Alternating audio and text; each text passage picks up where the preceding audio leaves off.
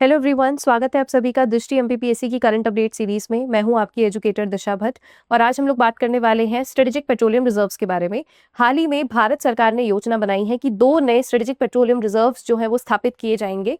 हम इस वीडियो में जानेंगे कि स्ट्रेटेजिक पेट्रोलियम रिजर्व्स होते क्या हैं, कहाँ पे इनको जो है स्थापित किया जाएगा, इसके फायदे क्या होते हैं और इन्हें कब इस्तेमाल किया जाता है, और आखिर में हम इससे रिलेटेड एक प्रैक्टिस क्वेश्चन भी सॉल्व करेंगे। चलिए, तो यहाँ पे जो है भारत सरकार ने नए स्ट्रेटेजिक पेट्रोलियम रिजर्व्स बनाने की बात की है। कहाँ पे? एक है आपका बीना मध्य प्रदेश में और दूसरा आपका बीकानेर राजस्थान में बनाने की बात हो रही है।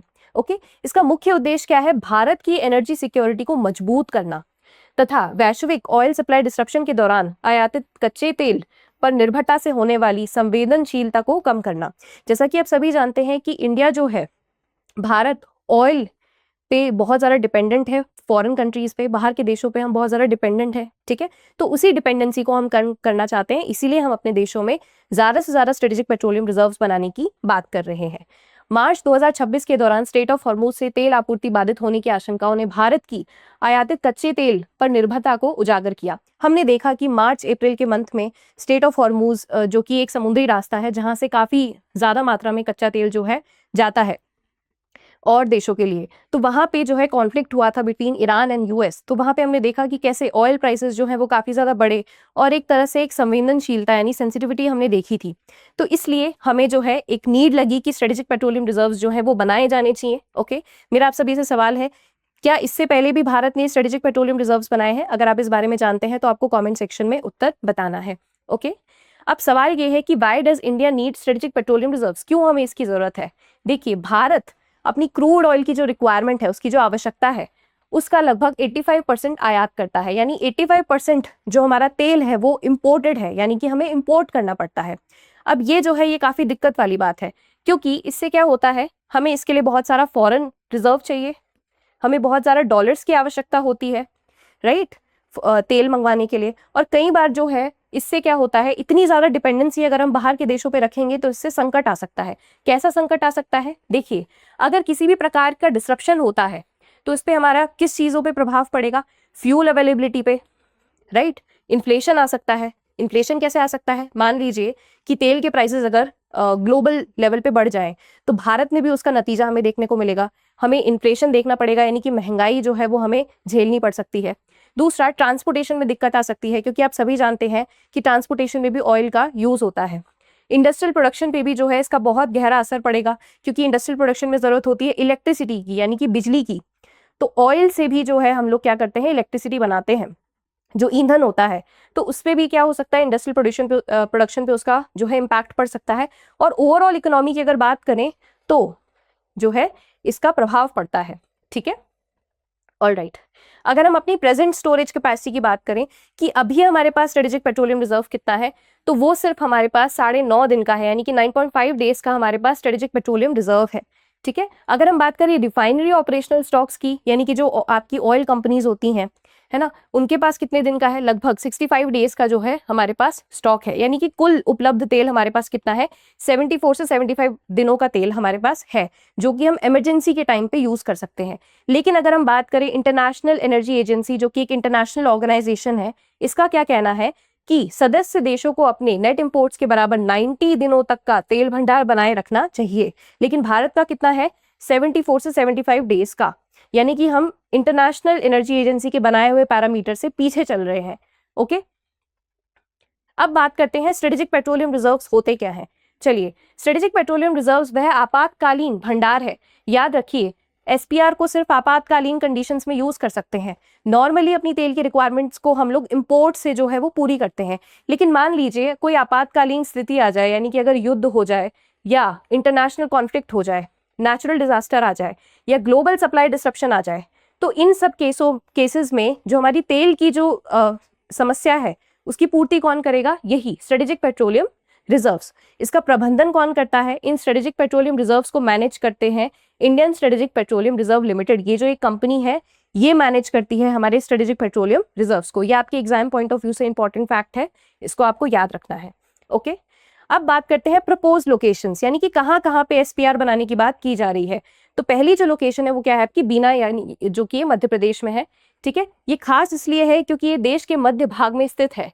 यानी कि नॉर्थ इंडिया में भी अगर हमें तेल पहुंचाना है तो इजीली हम यहाँ से पहुंचा सकते हैं। ओके, यहाँ पहले से ही भारत ओमान रिफाइनरी मौजूद है, याद रखिए बीना मध्य प्रदेश में पहले से ही भारत ओमान रिफाइनरी मौजूद है। उत्तर एवं मध्य भारत से बेहतर कनेक्टिविटी, क्योंकि ये बीच में है तो उत्तर भारत से जो है हमारी अच्छी कनेक्टिविटी हो पाएगी। जो दूसरी लोकेशन है वो कहाँ पे है, बीकानेर यानी कि राजस्थान।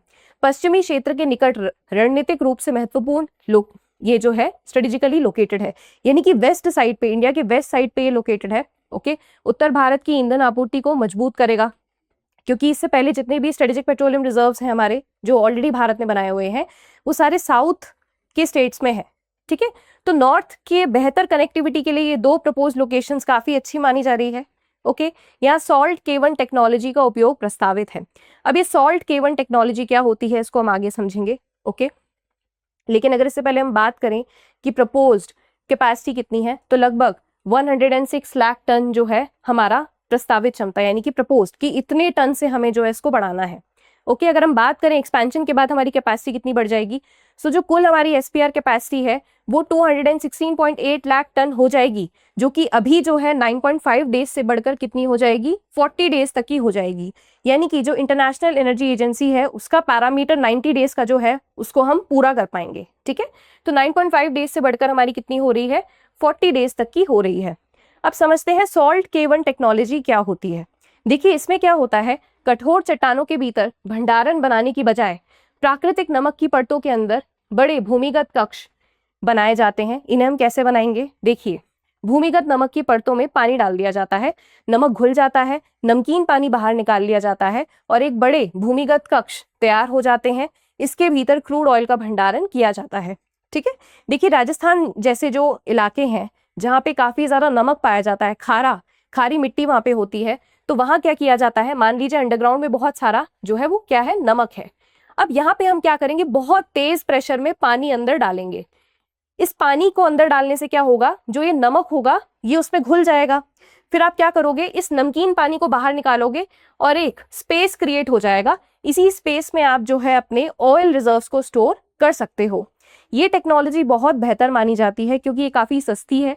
ठीक है, इसमें ज्यादा आपको मशीन्स की यूज करने की जरूरत नहीं है, इसलिए ये काफी सस्ता तरीका है। तेजी से निर्माण इसका हो सकता है, इसमें मेंटेनेंस की जरूरत उतनी ज्यादा नहीं है और रिसाव का भी कम खतरा है। ठीक है, और आसानी से हम इसको एक्सपैंड भी कर सकते हैं, यानी कि अगर हमें जो रिजर्व है उसको और बड़ा बनाना है तो आराम से आप इसको जो है एक्सपैंड कर सकते हो। तो इसलिए ये केवन टेक्नोलॉजी जो है काफी ज्यादा अच्छी मानी जाती है। अब एक सवाल है आप सभी के लिए, आपको इसको हल करना है। देखिए स्ट्रेटेजिक पेट्रोलियम रिजर्व मुख्य रूप से किस उद्देश्य के लिए बनाए जाते हैं, ऑप्शन ए रिफाइनरी ऑपरेशन के लिए, ऑप्शन बी क्रूड ऑयल के एक्सपोर्ट के लिए, ऑप्शन सी संकट के समय आपातकालीन ईंधन आपूर्ति। ठीक है, लास्ट ऑप्शन है पेट्रोलियम प्रोडक्शन बढ़ाने के लिए। इसमें से सही विकल्प आप सभी को चुनना है। ओके, एक और क्वेश्चन आप सभी को सॉल्व करना है, Indian strategic petroleum reserve limited किस मंत्रालय के अंतर्गत आता है, ये आपको बताना है। ठीक है, इंडियन स्ट्रेटेजिक पेट्रोलियम रिजर्व वही कंपनी है जो आपके स्ट्रेटेजिक पेट्रोलियम रिजर्व्स को मैनेज करती है। ओके, अब ये किस मिनिस्ट्री के अंतर्गत आती है, option A ministry of coal, option B ministry of petroleum and natural gas, option C ministry of power, option D ministry of commerce. सही विकल्प आपको जो है कमेंट सेक्शन में बताना है। आई होप आपको ये खबर जो है अच्छी लगी होगी। ऐसी ही वीडियोस के लिए चैनल को सब्सक्राइब कीजिए। Thank you so much for watching. अब एग्जाम की तैयारी को और बेहतर करने के लिए हमारे चैनल को लाइक, शेयर और सब्सक्राइब करना ना भूलें।